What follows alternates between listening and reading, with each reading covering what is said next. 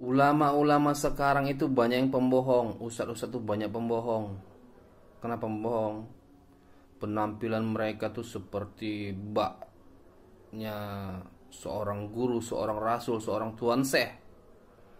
Muncung mengaku pengikut Nabi Muhammad, mencontoh Nabi Muhammad. Nabi Muhammad itu mengerjakan rukun sholat, mengerjakan sholat 5 waktu setelah berjumpa sama Allah. Kenapa? Karena yang namanya kita sholat itu menyembah Allah. Jadi berjumpa dulu sama Allah. Setelah berjumpa baru bisa disembah.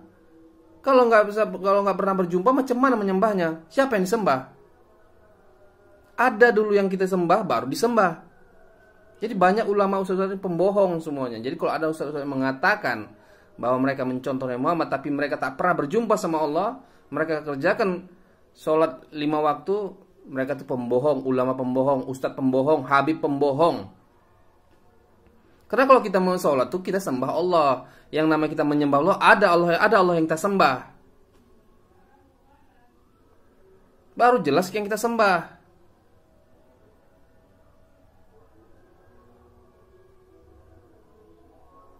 Masa menyembah yang kita nggak ada yang disembah? Yakin-yakin aja nggak bisa, itu pembohong namanya. Kalau kita mau sholat, menyembah Allah, ada yang kita sembah.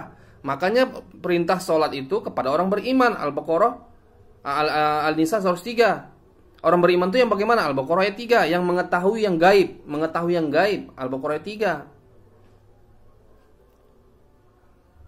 3. Jadi banyak sekarang nih ulama-ulama pembohong, ustaz pembohong, habib-habib pembohong semua. Mengaku sholat, menyembah Allah, tapi nggak ada Allahnya. Itu kan pembohong namanya. Nabi Muhammad berjumpa dulu sama Allah, baru disembahnya Allah. Baru dia sholat setelah Isra Mi'raj. Nah, itu baru jelas. Laqad kana lakum fi Rasulillahi uswatun hasanah liman kana yarjullaha wal yaumil akhir wa dzakarallaha katsira.